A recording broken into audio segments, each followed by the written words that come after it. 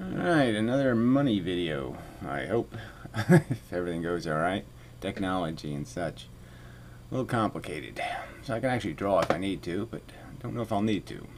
So anyways, left a couple of comments. Most of them, whatever. Not terribly useful, but okay.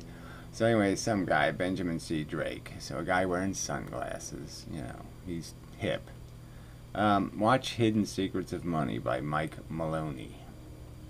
So it's one of these guys who sells gold and silver, and they're always talking about how the economy's doomed because it's to their interest, to create interest in the gold they're selling and the silver certificates and whatnot. And so yeah, that's sort of their business, is buying and selling. And finding suckers, because they buy and sell. So they buy when it drops, they sell it to idiots when it's high, and make a living that way. And so he thinks there's a secret to money in these videos produced by people in the racket business, just being in the business of being kind of just a crook. So I did watch one of the videos, completely mistitled. So it says, "This economic disaster will happen on Trump's watch." So, I predicted it would happen in Obama's watch just because, there's no way they can keep, screwing with the system in these disgusting ways and keep getting away with it. Logic says they just can't keep getting away with it. But they do keep getting away with it. So, I guess, well, before we'll do the video, if that's what you're actually seeing, yes, okay, so far so good. Let's jump to couple of Fed charts. Alright, so this one it was showing. This is the money in the reserve accounts. So I was talking about how there's $14 trillion of bonds outstanding, and how that's not really cash. It's borrowed money. We pay interest on it. The interest is onerous. I mean, $288 billion a year is a lot of money. So if we collect $3 trillion in revenue, let's say, that's whatever, 10% or more, just paying off all the debt, this old debt, interest on old debt. So stuff we bought 10 years ago, that maybe cost an aircraft or something, or what an aircraft carrier, you could say. Let's say it cost $2 billion. I'm just throwing a number out. Who knows what it cost? What we really paid for it, okay, is what we're paying now, the interest.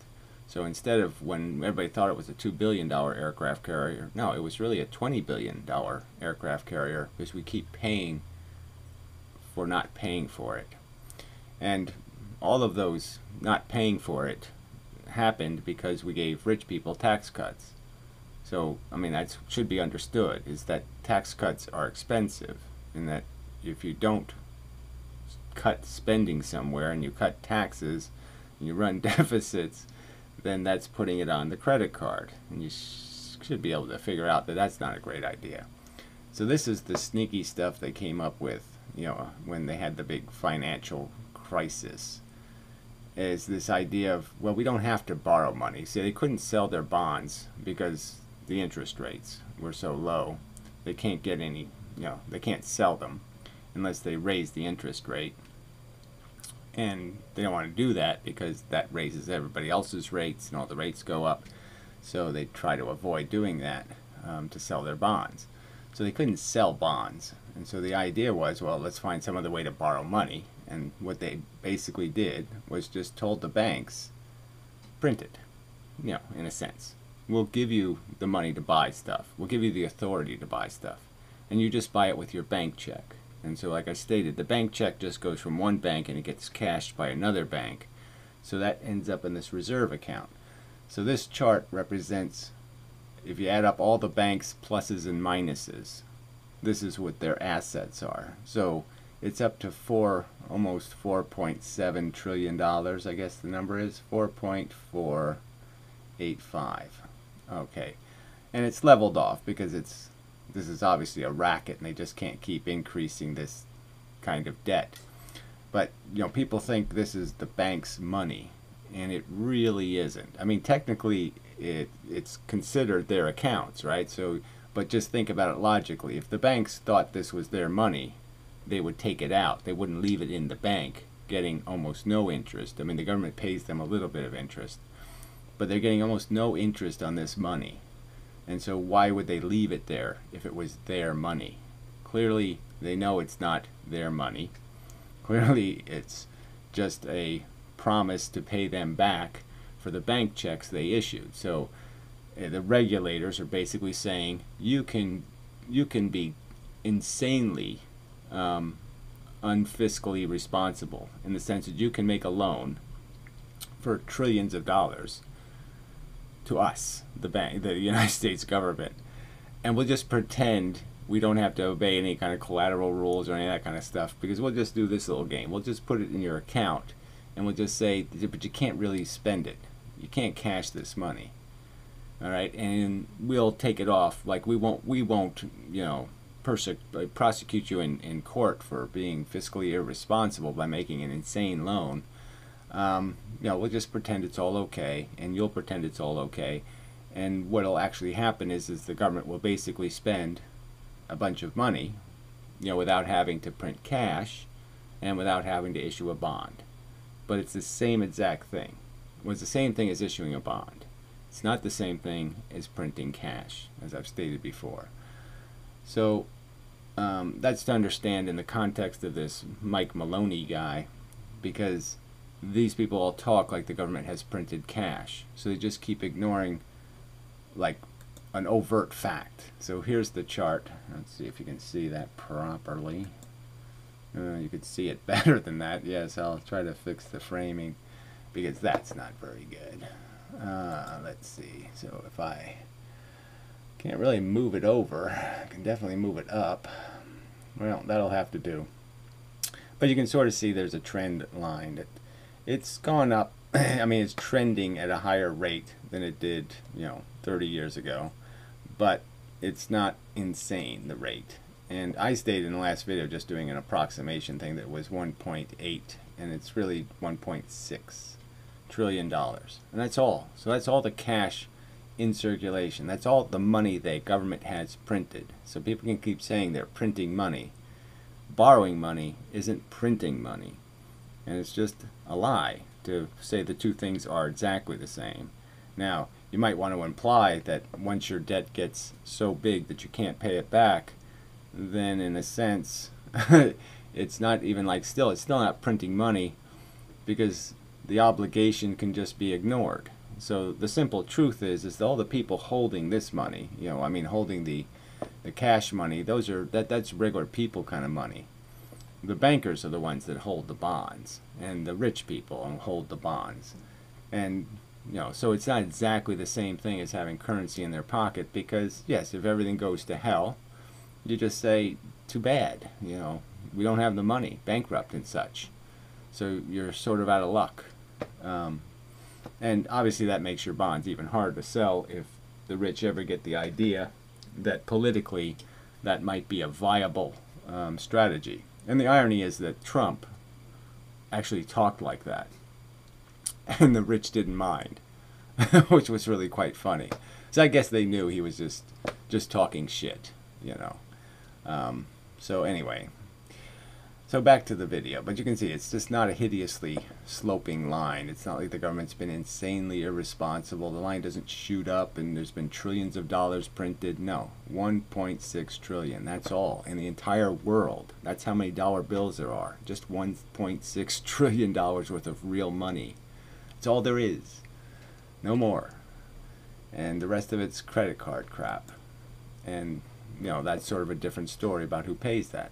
So I figured I'll just play through some of this stuff. I don't know how else to do it. It's just all crap. And I'll just give you the context of what they're saying. So this is some guy he interviews later in the video, and it's just a short clip, so I might as well just play it. But he's basically saying 3 strikes. So, you know, 2008, 2011, whatever the years are, different things happen. 2000, you know, he's saying those are the first strikes, and then this will be strike 3, and this will be the big fall. And I would argue that, yeah, should be, but again, they've rescued this system so many times with these gimmicks the borrowing money from the Federal Reserve accounts. I mean, it's such a it's an insanely brilliant gimmick. It's an insanely, I mean, it's stupid, but it's so clever in the sense that it's a way of issuing debt without it being real debt, which is brilliant because you can actually buy your own debt, your old bonds. You buy them with the fake new money, and then you don't have to pay interest on your old bonds. I mean, it's insidiously clever, but it's not a long-term strategy. It's just a quick fix. So if they came up with quick fixes before, they might come up with some other gimmick to save the inevitable from happening. And it's game over.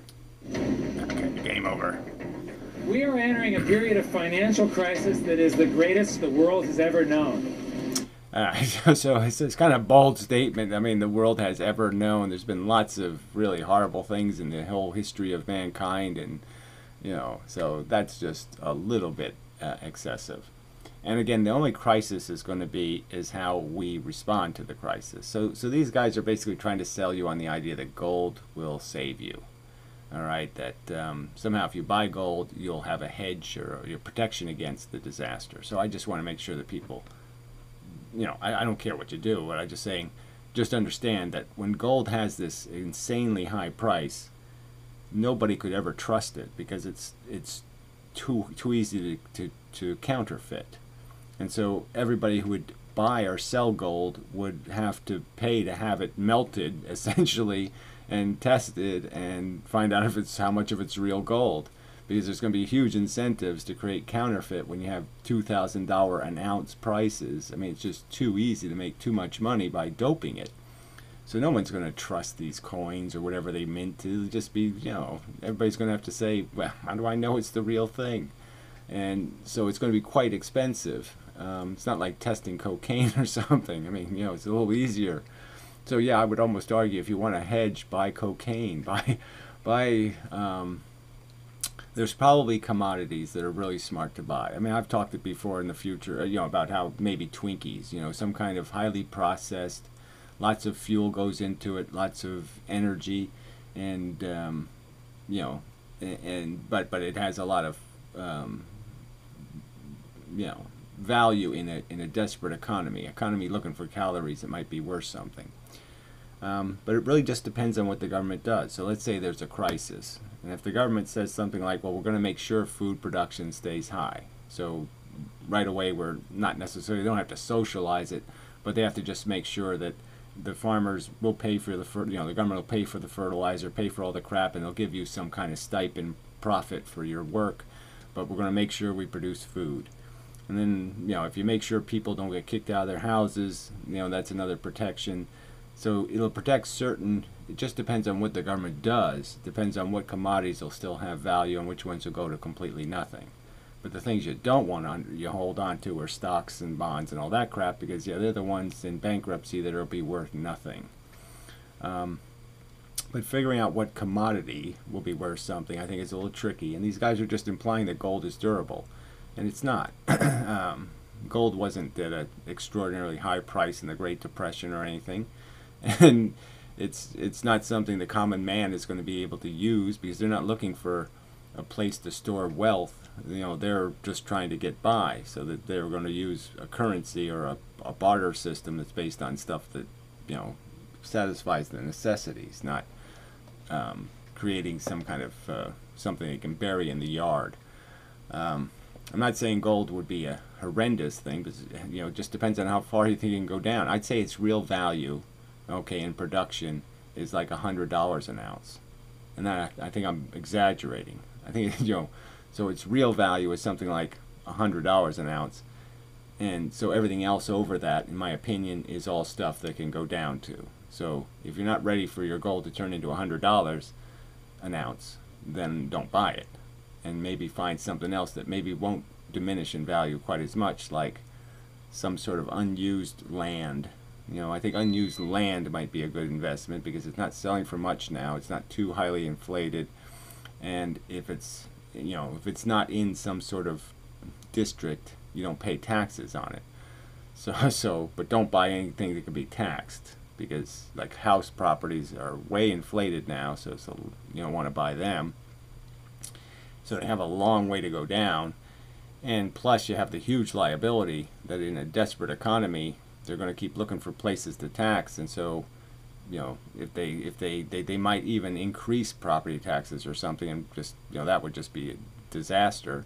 And they certainly wouldn't have much respect for people owning property that wasn't the property they were living on. So the government might protect the property you live on. They might protect your ability to stay where you are for a couple of years, but they're not necessarily going to protect your investment properties.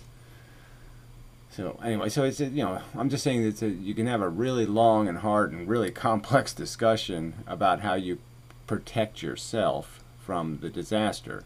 And what I really hate about these people is they're selling it like, aggressively. Oh, here, we're heading for the worst disaster ever in human history, and you can win. Here's how you can win. That's pretty disgusting. I mean, obviously you can win if you got the guts, to sell any of these markets short. And that's what I'd say these gold guys are doing. They're basically selling short.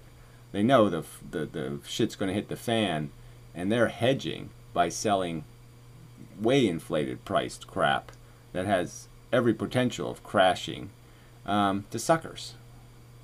So they don't even have to own the gold they're selling.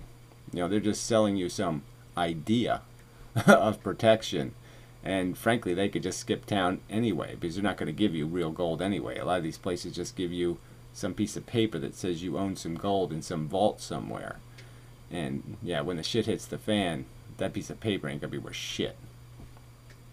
Doesn't guarantee you anything. So if you're going to buy gold, make sure you actually get the real thing, the Krugerrands and shit, and bury them well. How all of these guys, the central bankers, the stock market, how they can cheat you, how they can scam you. Right, so and he does this all in this argument about how the free market, they should just leave the free market. And the irony is he talks about how when they deregulated the banks, they created all these opportunities for the shysterism. So it's just so ironic, the people who talk about free markets and then talk about how regulation, and you're just saying those two words are exactly opposite. Regulate, free, opposite words. And but they just talk this absolute bullshit of this imaginary free market that doesn't need to be regulated. That you don't need any law and order. Yeah, sure you don't. If you learn what is going on and how the financial world works, you can put yourself on the correct side of this wealth transfer. The correct side of this wealth transfer. I mean, I don't even know what that even means. So it's not going to be a wealth transfer. It's just going to be a wealth annihilation. Wealth is just going to be annihilated because it's all made out of IOUs, and they're insanely stupid IOUs. It's like loans are basically being made on what you're going to do in your next lifetime. I mean, people are so mortgaged, or are so, they've borrowed not only from I'll pay you next Thursday. No, they'll pay you 4,678 years from now. So yeah, there's no hope that all these IOUs could ever be worth the stuff that's in the world. I mean, for every... That's really annoying. Go to all the trouble to get this thing balanced just right. And, I messed it up. Let's see if well, I'm still in the frame, so that's good. So, it's not a complete failure yet. Alright, so you could just say like this flashlight. It's a thing in the world. And the average thing in the world, it isn't really owned by the person that owns it necessarily. That's the first thing. But even the stuff we kind of own, or the stuff that we mortgage and all the rest of it, it just means that there's so many claims on this one flashlight. It's like there's 6 people who claim this flashlight, when the shit hits the fan, they're going to say they own it. So it's like a bunch of, I'm going to say I own it because it's in my hand, but there's going to be a bunch of other people, okay, who are going to say, I have a piece of paper that says, no, that's my flashlight. And another guy's going to show up and say, no, it's my flashlight. So there's going to be like 6 claims on this one flashlight. And so the same thing is going to happen with all this debt. Everybody thinks they own like Google stock, and no, you own a derivative of the Google stock. You own some fragment of a Google stock that isn't even really the Google stock or something like that. So it's like everything isn't, even when it looks like it's a thing and it has a, a specific contained properties that are owned by somebody, it's really not, because there's all these levels of the system that says who owns what and who's entitled to what. But the opposite doesn't turn out to be true, which is sort of the irony, because the income taxpayers, right, the people who pay payroll taxes, they've been paying extra into the system, and that extra has been borrowed by the income taxpayers to provide tax cuts to the income taxpayers. So the income taxpayers are usually the wealthy, right? The payroll taxpayers are everybody. And so the everybody payers of the flat tax, sort of flat, the payroll tax, they've paid extra into the system to have a hedge against the Social Security problem. And the rich have borrowed that money, just essentially said it's ours, to defer income taxes. Plus, the entire deficit is made out of a deficit in income taxes.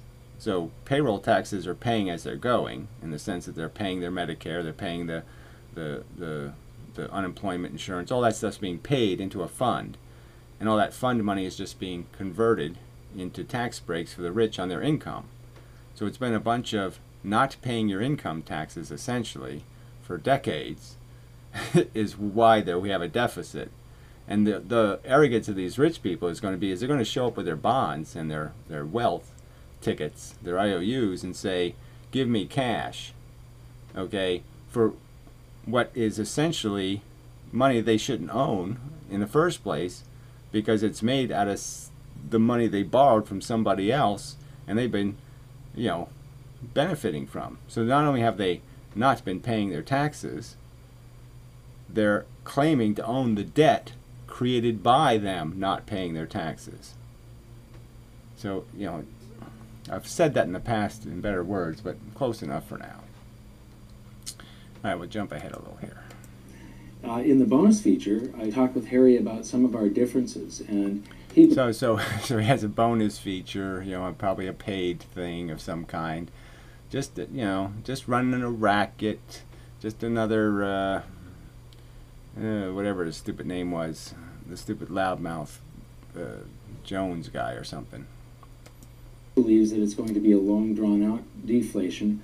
I believe it's going to be a very short-lived deflation. Well, the deflation obviously has been going on for decades, so a decade anyway, in the sense that the deflation in wages has been the only hedge against inflation. There's two ways that prices go up, right? Well, not just two ways, but you can increase the volume of money, or you can increase the cost of some commodity like wage. So if wages go up, that's inflationary, obviously, because more money goes out that window and it can't go out some other window. So it becomes, the cash becomes weaker. Followed by potentially a hyperinflation. And yes, well, it's not even, so if you have this dip, like he's drawing, and it goes anywhere near substantial, but this idea that somehow prices are going to drop dramatically, I don't think that's going to happen, in the sense that the disaster is going to happen before that. The inflation is going to happen before that can even get off the ground, where you would be able to take advantage of the fact that real estate prices are dramatically dropping or something. The inflation is probably going to start before you can really take advantage of that. So that the weakness in your cash. So the point is, when he draws that line going up, if you can see that, indicating inflation. Inflation only happens when they start printing cash.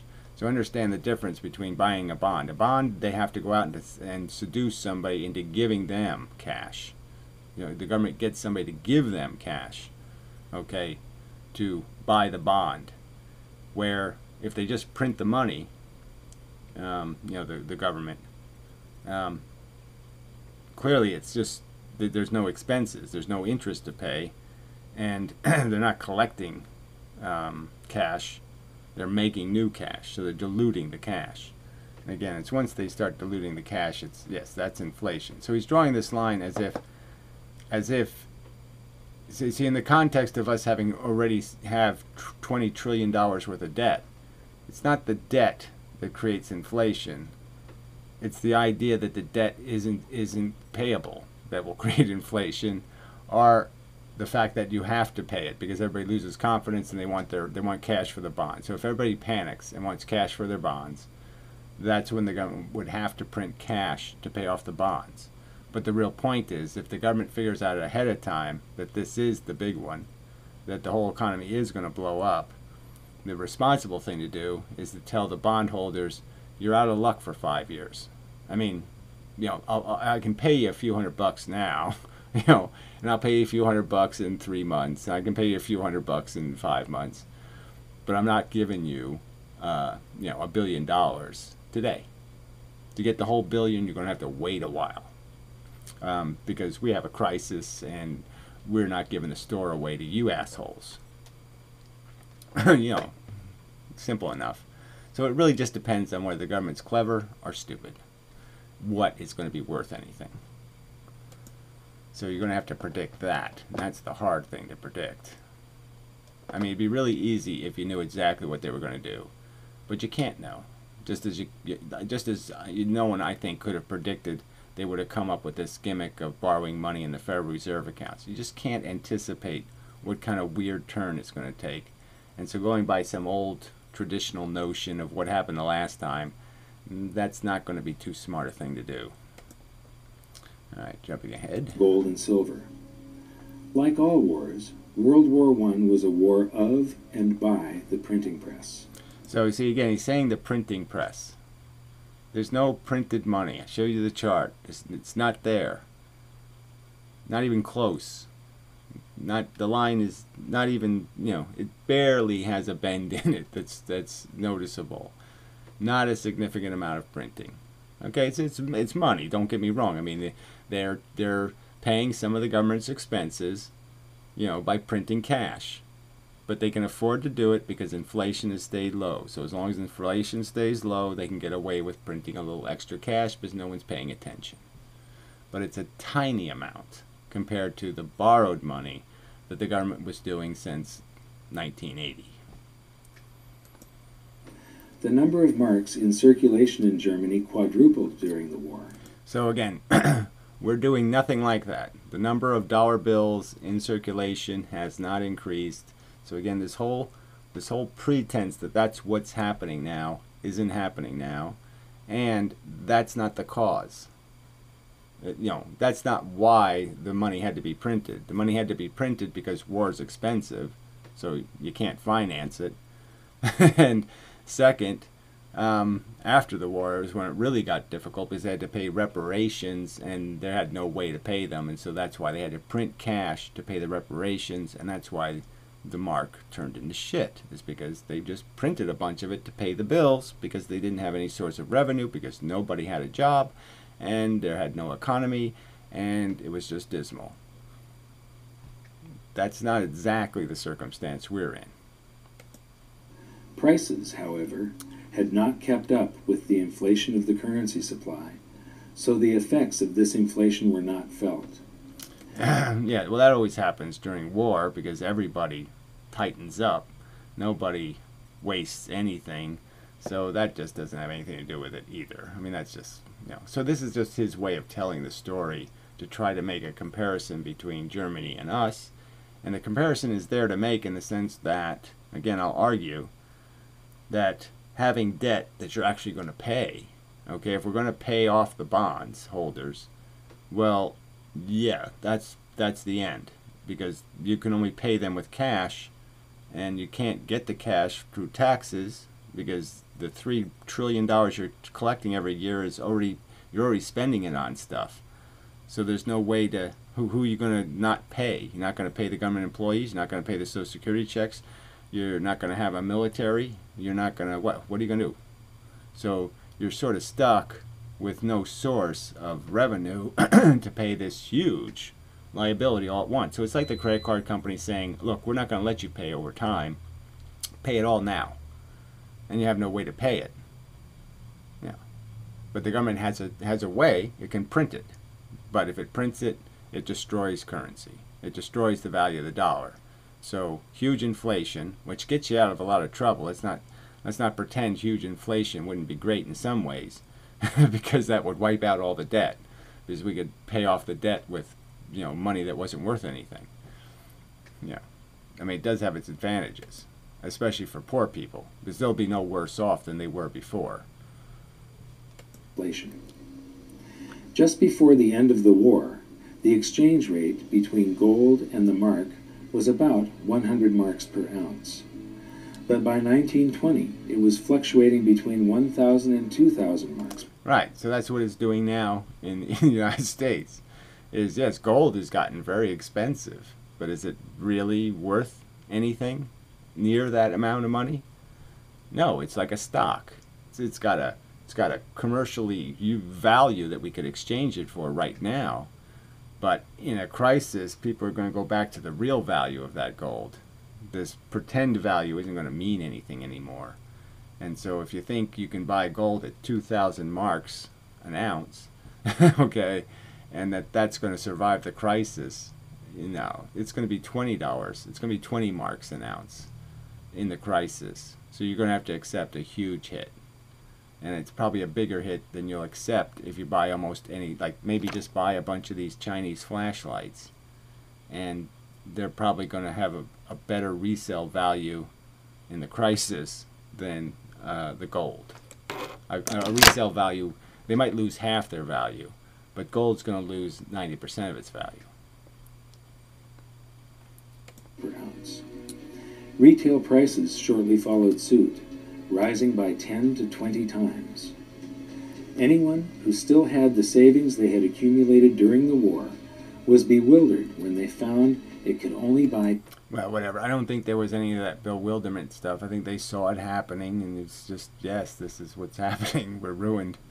And they tried to get rid of their cash desperately because they knew it wasn't going to be worth anything in a week. And so everybody just bought everything they could.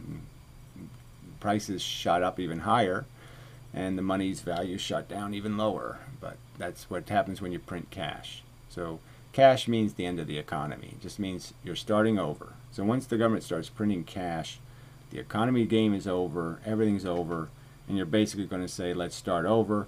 And the rational thing to say in that circumstance is, there's no more of this rich people shit. Okay, let's just start over for real. Okay, we're all people that have to account for our existence, and let's try to do the best we can and rebuild our productivity and all that mush. But there's no point in pretending we have to pay the kings back, because they're the ones who created the problem in the first place. The money whores, the money lenders, the usury people, that's all they are. They're the ones that fucked us in the first place. All right, jumping ahead. Names of countries and so on in most of these articles, it would all be pertinent today. You'd think that you were reading today's newspaper. But when it comes to this article on the German hyperinflation, it talks about these paper mills pumping out 45 billion marks per day. Right, now, we're not doing anything like that, so he just keeps implying that somehow we've done that, and we haven't done that yet. And so that'll be a government decision at some point, whether it's going to say, no, everybody's going to have to wait a while to get their money, or they say, yes, we're going to pay all this FDIC insured accounts and all this other crap, because they can't do it. And they either admit they can't, and if they try to keep the rich rich, then game over. Then you're all poor. Alright, jump ahead a little. So he was basically just reading a paper from 1920 something or other. And yes, obviously some problems on Earth don't improve with time. About $3 worth of goods and services. So this whole velocity nonsense is another jive that this is a big capitalism thing. You know, where they talk about how many times a dollar bill moves through the economy, like how many times it's exchanged. And that has nothing to do with it's the real value. So they think that's GDP, you know, that somehow if money is moving through the economy and doing transactions, that all those transactions are somehow productive. But the point is most of those transactions in our economy aren't productive. Like the guy running the spam phone caller business and paying his employees to harass people and waste pieces of their life and distract them from the good work they might have been doing, ruining the cake they were making or something. So there's a whole bunch of work or labor in our economy that's completely unproductive. So velocity, when it's not making Hoover dams, or it's not building Empire State Buildings, or it's not doing anything terribly efficient or functional, velocity in a service economy isn't a good thing.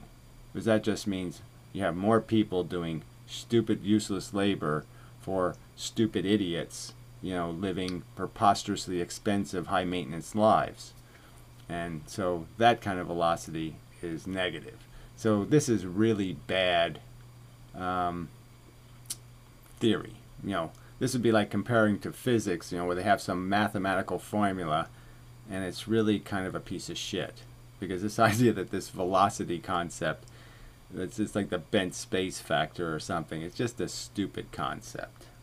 It doesn't have any fundamental justification as a way of measuring real productivity in an economy. Because the velocity, as I just pointed out, can be just painting toenails, not doing productive exchanges, doing very unproductive exchanges. All right, jumping ahead. This could be a healthy economy. It could See, more velocity talk. So we just wasted a bunch of talk doing this velocity thing. Like, this is important. The dollar bills keep switching hands, and it doesn't equate to the productivity. So in the old days it did. In the Industrial Revolution, that velocity was, you were paying the auto worker, and then he was paying the steel mill worker, and the steel mill worker was paying the farmer, and it was all productive work. That's not what our economy is made out of. So all these handouts are going out to people who are just doing make work. Government employees, doing a lousy job of, breaking their computers. I mean, just, really stupid crap. These totally inefficient velocity. So velocity only means something in a country that's still industrialized and is still doing some kind of productive work, and we're not doing that anymore. We're just living on the crumbs from the rich. We're just servants to the rich. They own the Chinese as their field slaves, and we're just the house and worders. Okay, so that's how the game is being played. Yeah, we're close, and we're doing little, we're not breaking our backs, but that's all it is. The field slaves are in China. The house use 'em uppers are us. If you haven't gotten the message, the rich are evil, and especially the legacy rich. They're insanely evil. Donald the fuck Trump, insanely evil people. And I don't know why I even have to explain that to you. People who pretend to be accomplished, riding on their daddy's accomplishment. I mean, you can't get more weaselly, can you? Ugh. And most economists are attracted to this big hyperinflation on the end. But one thing I discovered when I was writing my book is that there's almost always a So gold base currency wholesale price index 100. So let's see, which line is gold here? Gold is the orange line, and WPI, I don't know what that hell means, but I don't even understand this line because frankly gold hasn't done any of, oh, that's 1923. Okay, so you can see the price of gold shot up, and then it likely at the bottom side shot down, but he's not showing us the after 23 numbers. Seems a convenient omission. I mean, wouldn't we want to know where the price of gold was after the crisis? If you're supposed to be able to survive the crisis by hedging in the gold market, wouldn't it be kind to show people that gold and see? So he's basically saying that gold tracked with the price of the inflation in the base currency, which was the mark. So again, this isn't a very good. It's not like this was the gold price in dollars or something. This is the gold price in marks. So it kept up with the inflation price. But so did a loaf of bread. If I put loaf of bread on this chart, it would have done the same exact thing as the gold.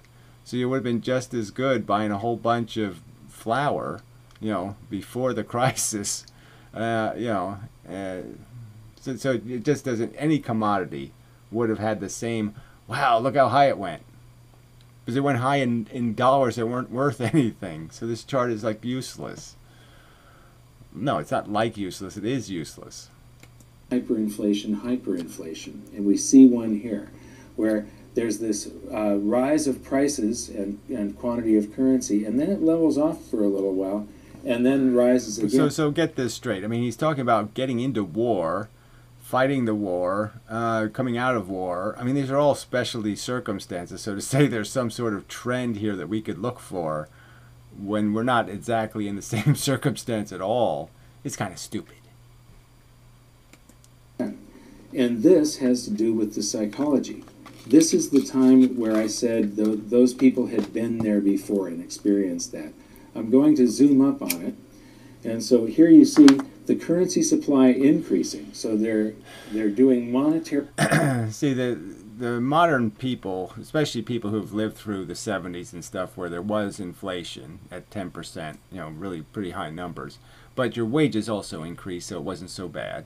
It ended up being about this, what's happening now in a lot of ways. I mean, obviously the deflation, the fact that wages have crashed by 50%, and people haven't really even noticed it. It was so subtle in terms of it just every year a little bit was taken off, so to speak, and so people didn't even notice they're getting paid in real dollars half as much as they were in, 1970. That's a significant fact. But this whole psychology thing that people nowadays would ever have the perception that I'm going to hoard cash and that's going to protect me, I don't think there's too many people who would have that kind of psychology. But you could have that psychology, back in 1929, for example, because, well, first, cash was a lot of coins, and they felt like money, and there wasn't any experience, really, with the government printing extra money. So cash was semi-reliable for a pretty long time. But anyway, let's continue. Inflation, but prices stay level, and the price of gold actually dropped toward the end of the war. But as soon as the anxiety is lifted from the population... Okay, that has nothing to do with it. There's no anxiety lifting. They're printing cash. So this, this is just sort of nonsense. What ruined the price wasn't the people started pulling money out from under their mattresses and spending it because they felt better about the economy. No, they had to print cash to pay the bills.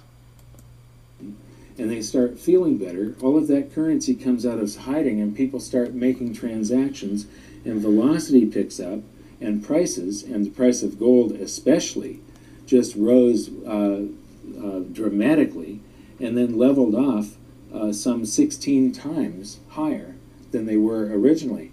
Notice... Yes, and this chart is based on what? Comparison to what? How many US dollars this mark bought, or how much the gold rose in US dollars? So, well, whatever. Doesn't really matter. The point is this beforehand stuff isn't going to save you from the after stuff. So what you really want to know is what's going to be valuable after the crash. And clearly, if you want to make money on the crash, you do that by just selling anything short. That means you just pretend you own a bunch of stuff, tell somebody else, yeah, I'll sell it to you for that, and when you actually have to pay them, give it to them, you'll be able to do it with, a price that's so much lower that you can just buy it for the low price and give it to them, the new low price. I mean, I can just sell you my house. Let's say I had a house.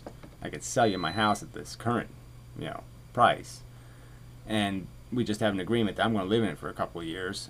Okay, and then you'll take possession in a couple of years, And you know, the truth is going to be that in a couple of years the house is worth, you know, 1/10 of what it was worth when the guy gave me the money. So it's a bargain for me. You know, I took in the real money and I give back an asset that's worth 1/10 of what he paid for.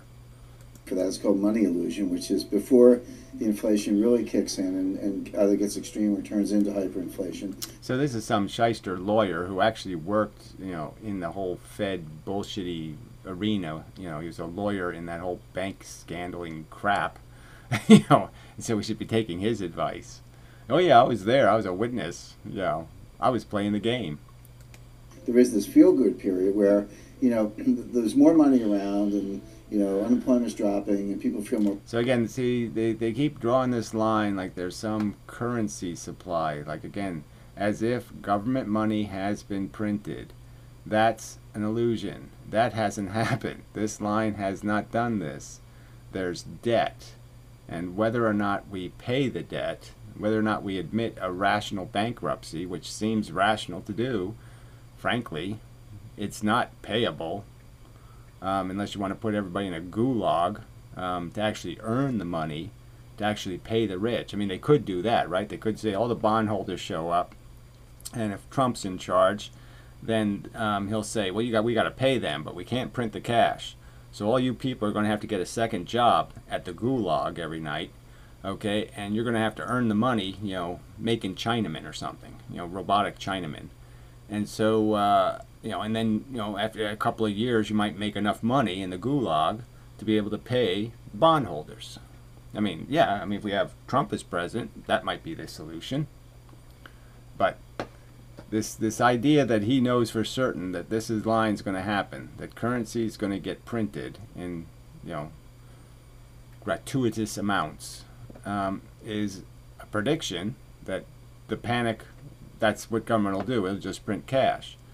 But the truth is, the government's never panicked. It's never done that. So to assume it will do that just kind of depends on who's running the show. Prospers. The prices haven't quite skyrocketed yet. It's all illusory because it'll go away once the price level adjusts. But there is that kind of, you know, period in between, and it is a feel-good period. Yeah, whatever. So all this psychology crap is really, in my opinion, kind of just bullshit. The psychology is going to be obvious when bankruptcies start happening. So they prevented a bunch of bankruptcies by bailing out the banks. So that saved them from that last crisis. But they don't have FDIC insurance anymore because no one's going to take it seriously, I don't think. I mean, I don't think they could do that again and say, well, look, we'll just FDIC insure all your liabilities. So as long as nobody asks for the money today, we'll insure it and you just keep it in your vault. So you keep your bad stock in your vault and we'll pretend it's good, even though it's shit. You know, it's absolute shit. I mean, that's how it should be retitled, absolute piece of shit. You can't even buy shit with this shit. It's so shitty. That'll be the truth. It'll be so shitty, you wouldn't even be able to buy a bucket of horse shit with it. That's how shitty the stock is going to be.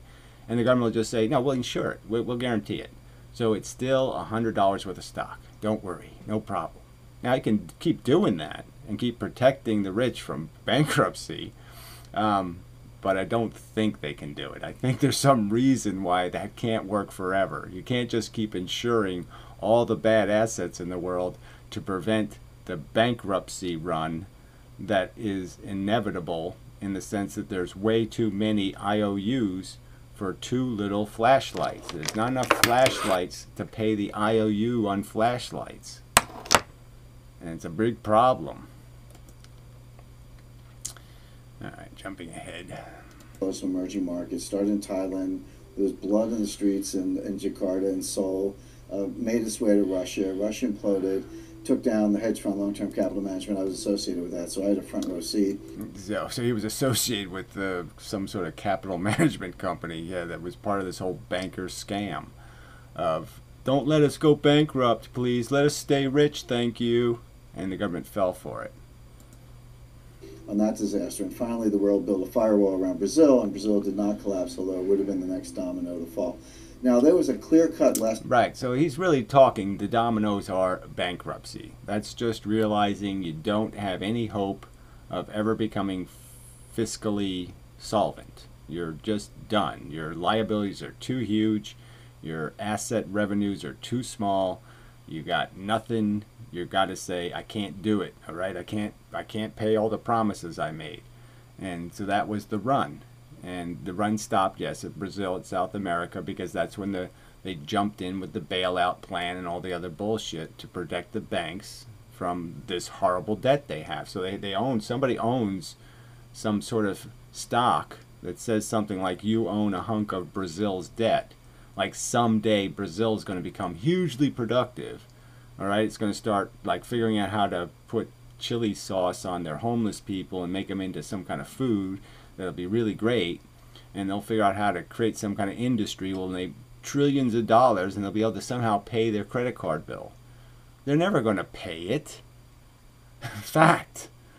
The only way it's going to get paid is insane inflation. Again, if everything goes insanely inflated in price, then yes, I have $1 trillion debt on my credit card, and yes, $1 trillion will be a loaf of bread. And so you just say, oh, here, have a loaf of bread. All paid off. Thank you. Next. The markets came within hours of complete closure. And I was there. I sat with Peter Fisher, who was head of open market operations at the Fed, his associate Dino Cost. We were on the phone with Bill McDonough. Yeah. We saw the whole. I saw it live on C-SPAN, so to speak. The whole Bernanke crisis. We gotta save the. We gotta go make a plea to the president to save the poor bankers from going bankrupt, the crooks. And because if they go bankrupt, everything's going to collapse. And maybe to some extent there would be a collapse. But again, depending on who's president, he can figure out that, no, most people just need to make sure they have enough food and they have energy. So we'll make sure we keep pumping oil, and we'll make sure we keep growing crops. And the rest of it is just everybody stay in the house you're in. Let's not make things complicated. All right, and we'll try to figure out what we can unravel here in terms of who's entitled to something and who's not. I mean, who's way too expensive to be on the lifeboat. I mean, we're on a lifeboat, and if there's a few 800-pound people, yeah, you're just going to have to say, you're too high maintenance. We throw one of you over, I can pull 4 people out of the water. 4. Now they're not shark food anymore. So, I mean, it's just logic to say, I can get rid of you, and you're not even that entertaining. You're kind of annoying. You have all kind of sinus issues.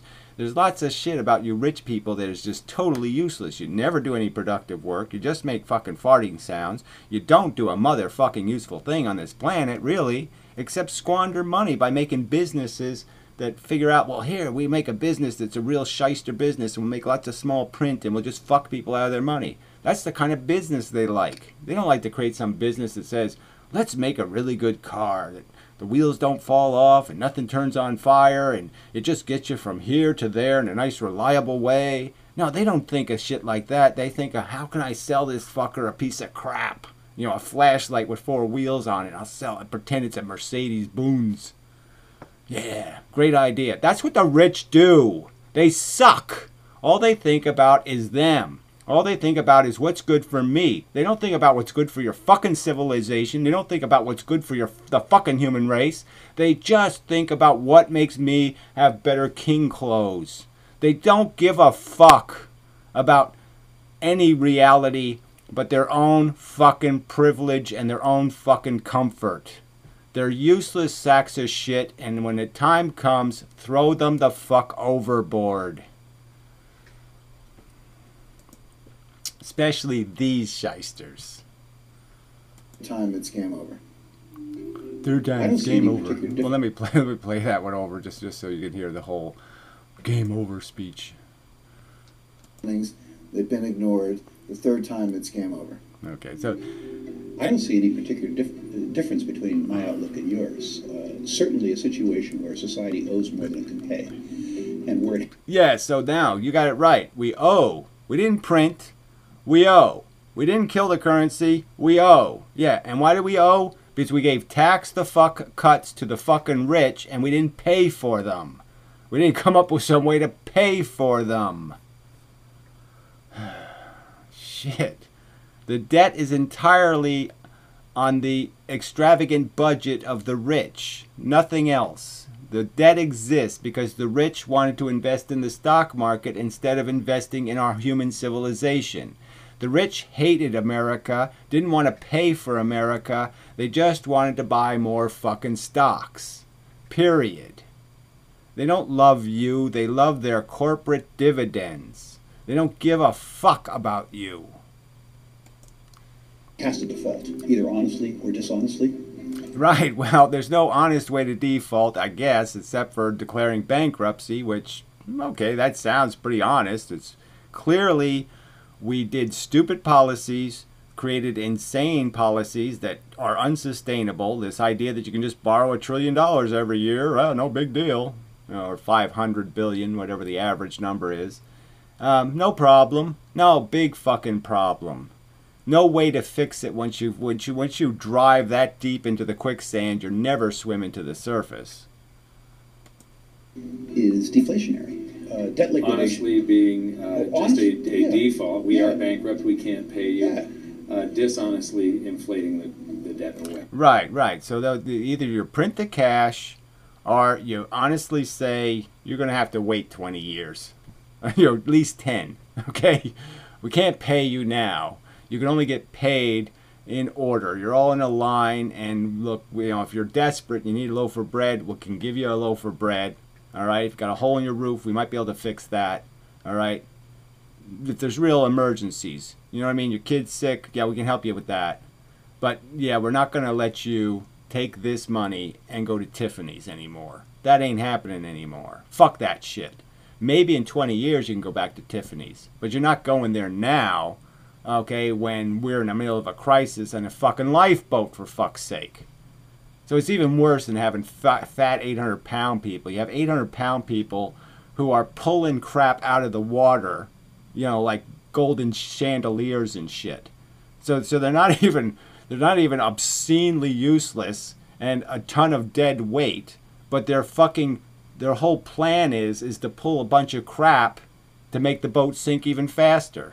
They don't want to save the boat. They don't want to save you. They just want to collect crap. Let them collect shark's teeth. It's a good line. I like that. Exactly. Honestly would be to say to the bondholders, yeah, that's right. We say we're going to pay you back. And we say we're going to pay you back with interest. Well, too bad, so sad. Times are tough. We lied. Strong letter to follow, right? Yeah, well, it's not even that we lied. It's that you assholes, you fucking free market capitalist motherfuckers, sold everybody this silly idea that, well, we can cut revenues preposterously and we'll be even stronger. We'll have even a more productive society. No, it doesn't work that way. Say to guys like me, you're 60? Yep. I know you're supposed to get Social Security when you're 60. Yeah, so Social Security isn't the issue. So again, there's always this false jive about Social Security. Again, Social Security was financed in a fund years in advance. So they took taxes beforehand from people to actually put it in a trust fund. Okay, that is an interest accruing account. Okay, to pay for Social Security in the future. And all you have to do to fix this Social Security, even if it gets a little dicey, is you just shave a couple of years off the retirement, or you lower the check a little bit. But I mean, it's not nearly the disaster as the capitalist created, stock market created fucking income tax debt. The fucking let's have two tax systems. Let's tax a guy who goes to work 40%. Let's tax a guy who buys stocks to make profit. Let's tax him 20%. So the guy who does hard work, risks his life, he pays twice as high a tax rate as an asshole who just picks stocks on his computer. So I think I'll buy some of that. Yes, and I'm only going to pay 20% tax. Ha ha ha. I'm going to make money just like you.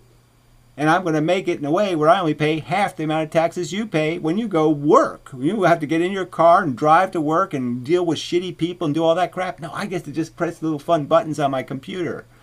I don't have to do any work at all, really. And I pay much less tax on my income. I mean, these assholes sold that fucking lie. 62 or 65. The truth is, we don't have the money, so you're not going to get it. Right? That's the honest way. I think the yield to politician is very low with regards to the honest way. So I think that we're going to have deflationary scares, and I think So again, this idea that somehow the little guy is afraid of deflation is kind of silly, right? I mean, prices going down is going to scare the guy who doesn't have any money. I don't think so. You know, deflation in terms of wages, that's scary. But again, if prices and wages are going the same direction at the same rate, it's not too bad. Just like when they're going up at the same rate, it's not too bad. It's when they're at a very different rate or going in opposite directions that things get scary. So again, just more false canardy stuff to kind of make this into some sort of common man crisis, when this crisis will have nothing to do with common man. All right, he didn't create it. He doesn't even have to be affected by it. You know, in the idea of that if we do the honest bankruptcy thing, it ain't going to be no crisis for the common man then. All right? It's just going to be a crisis for the inheritance wealthers who thought they didn't have to work for the next billion years, them or their progeny. Because now they might have to go back to work and be real humans again. As they find that the investments they were counting on for their retirement, their homes and their IRAs full of mutual funds, have actually lost value. Yeah, so that's another racket that's gone on, is the people who should know better, the unions and the people who have a pension, the workers, who should know that their employers are always trying to find a way of screwing them. They've now put all their money in the stock market. They got talked into it. And yes, they're going to get what they deserve, because that can't end well. It's just that you don't put a trust fund, something that you want to last forever or to be durable. You can't put it in a stock market. Because stock markets, they've already shown what they do. They go way up and then they go way down.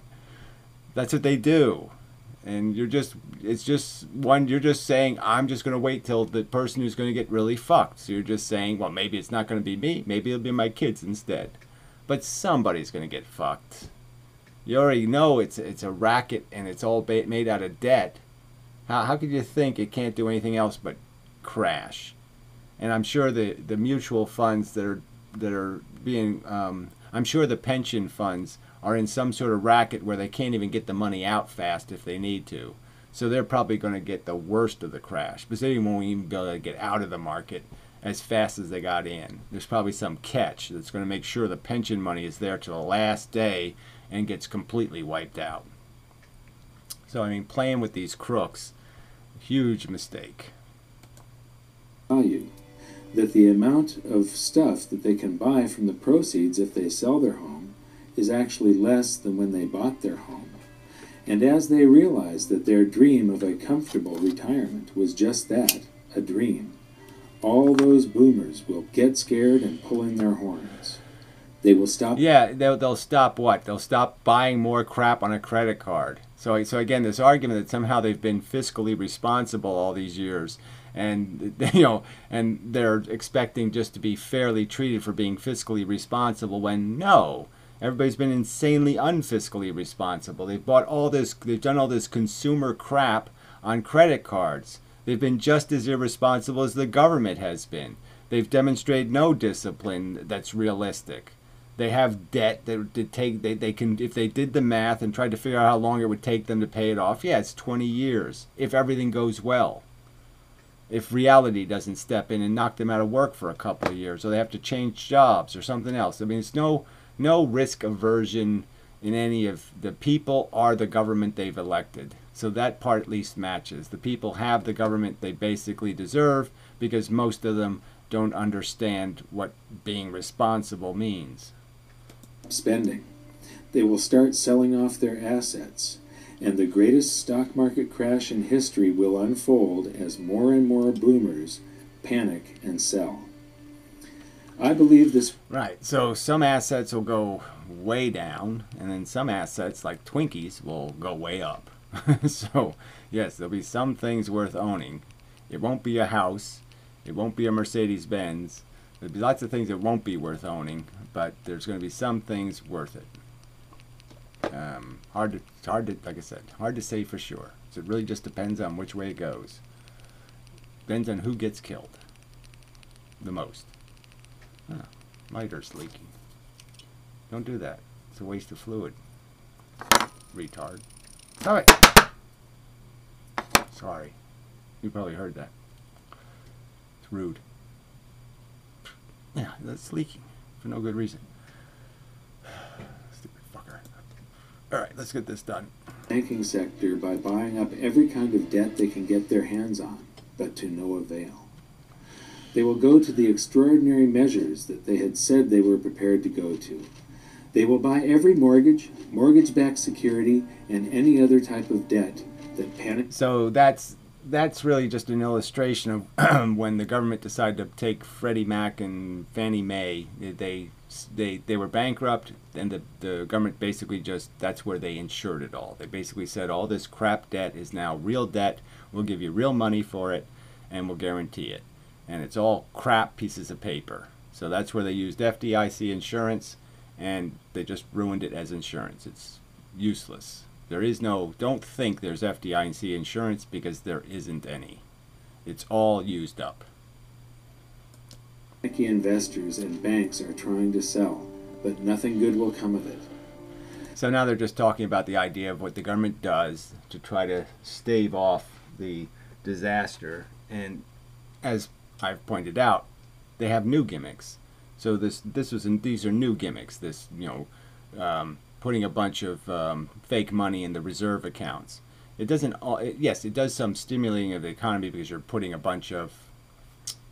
buying stuff from somebody who owns it, and the people who own it are getting what's kind of, it's not cash money, but they're getting functional money. So they buy something else. So it does a little bit of that accelerating of currency, but it doesn't do anything that's sustainable or real, because it's still debt. Okay, so I don't know how far to go with this, but They will start buying stocks to buoy the stock market, but retail sales will continue to plunge. well, they don't buy stocks to buoy the stock market, so I don't know where he got that fact from. They buy bonds to buoy the stock market. So if you buy a bond from a bondholder, he's likely not to rebuy a bond. He's likely to say, man, I'll try stocks. He has cash, he's going to spend it. The place it's going to go is the stock market.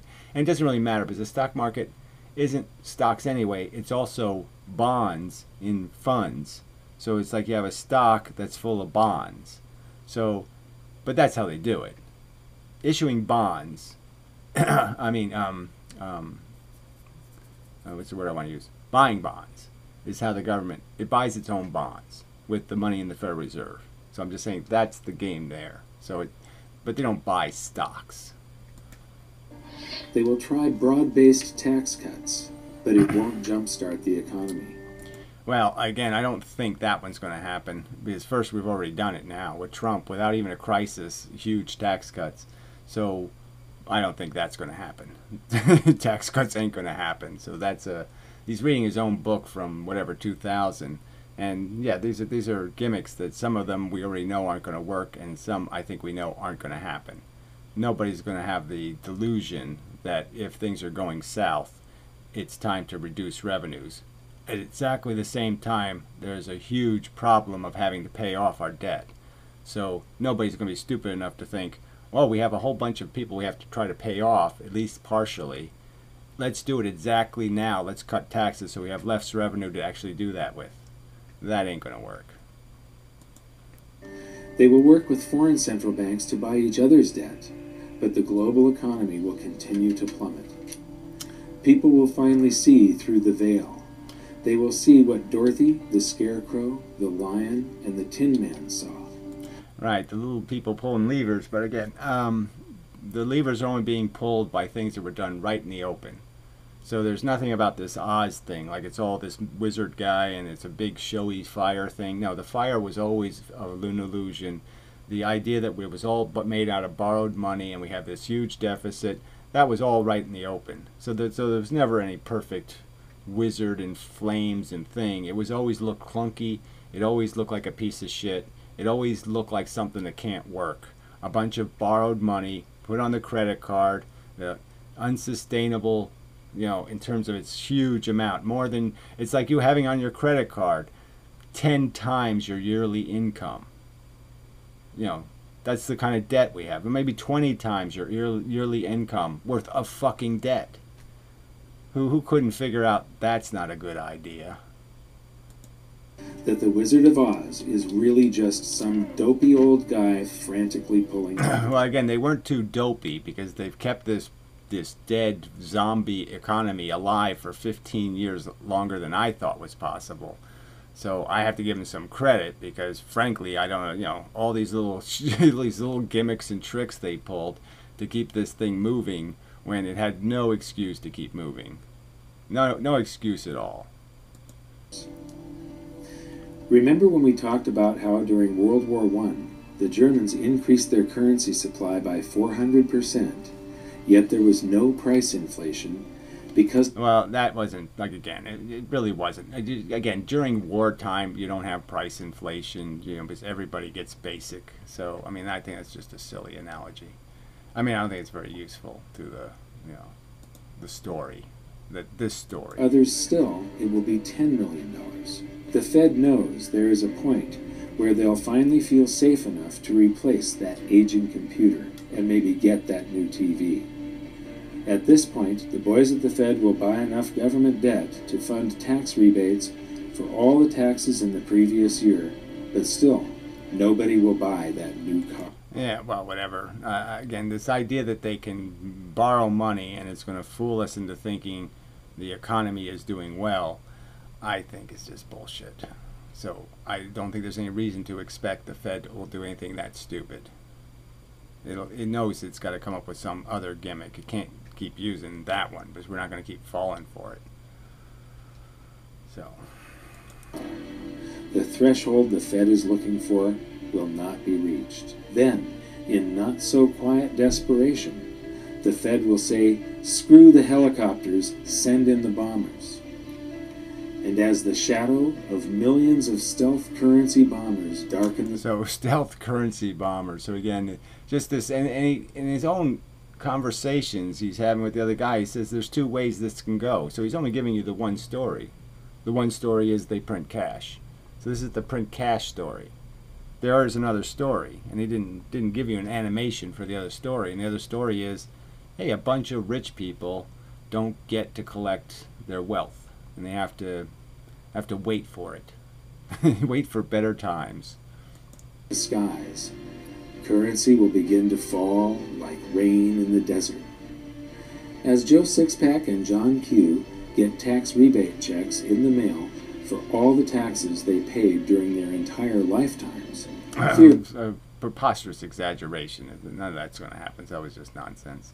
Fear will be temporarily alleviated, and some of that currency will come out of hiding, just as in Weimar. Well, like again, so now he thinks there's people who have currency under their mattress, when most of John Q. Public and whoever he said, JQ, whatever, none of those people have any money under their mattress. They have a credit card, a debt.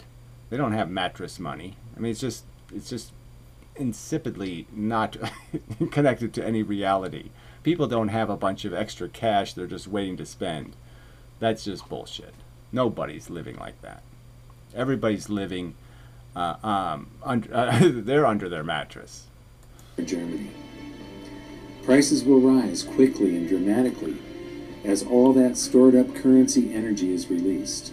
All right, well, none In of a that's going to panic, happen. the Fed will Well, whatever. sever price levels that account for the quantity of the currency in the supply. Let's just read This time, to the end. they've mastered the art of infinite currency amplification.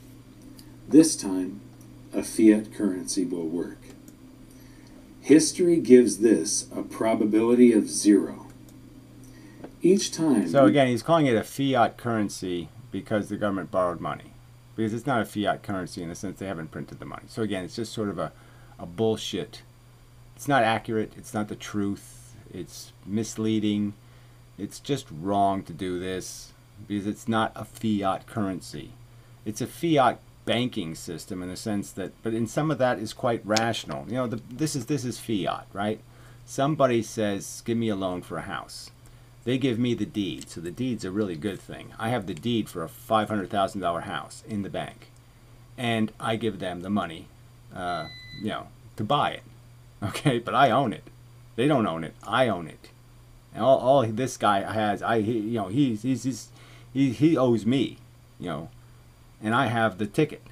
I have the wealth. I have the thing.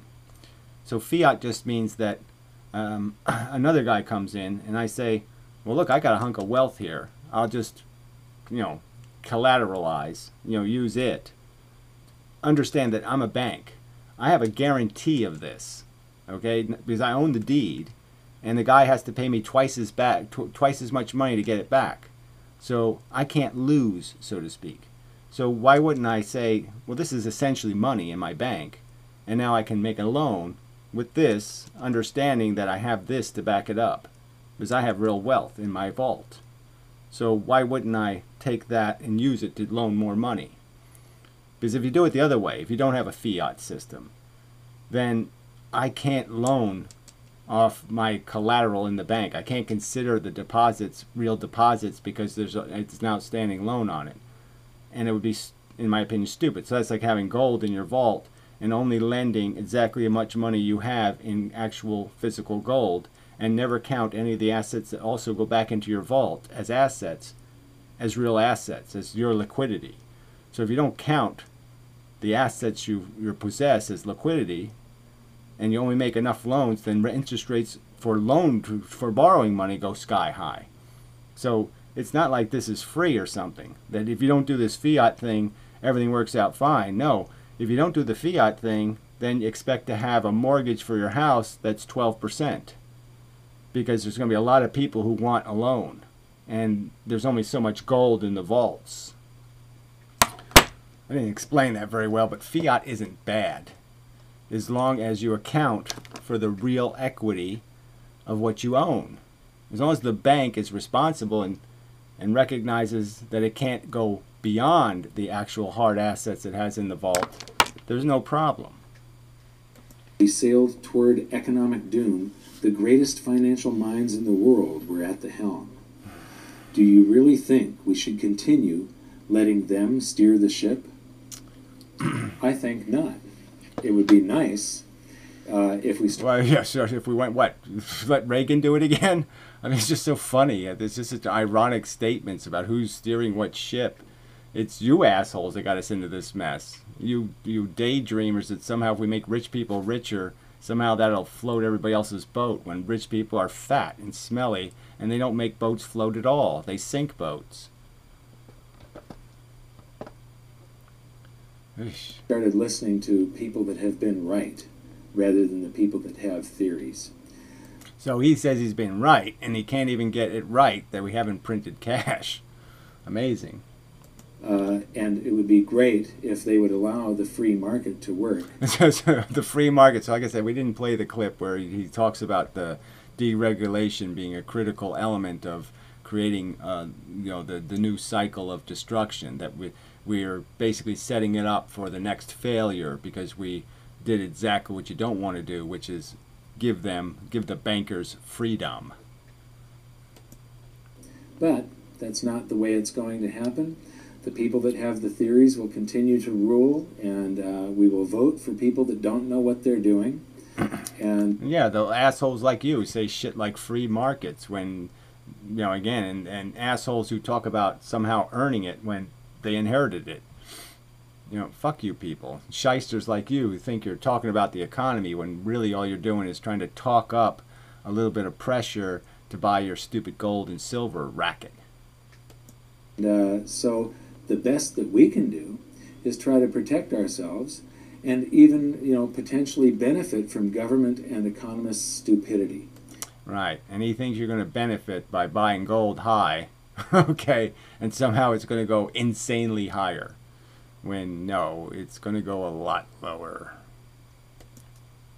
And so the way you do that is by learning as much as you can about what's happening. And yeah, learn about what's a real asset and what's a piece of shit. And just think about what stuff is really basic. And you can sort of figure out that, yeah, the basic stuff is being like a cereal company or something. Maybe you should go buy a cereal company.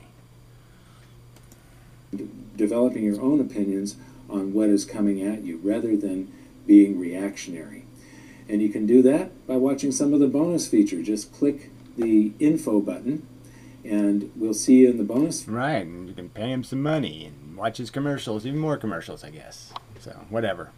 All right, well, I've done enough slaughtering or slicing of this baloney. Yeah, put that in the title. Mike Maloney full of baloney. Yes, okay. So anyway, till the next time, hopefully this recorded properly and such. So, thank you very much and whatnot.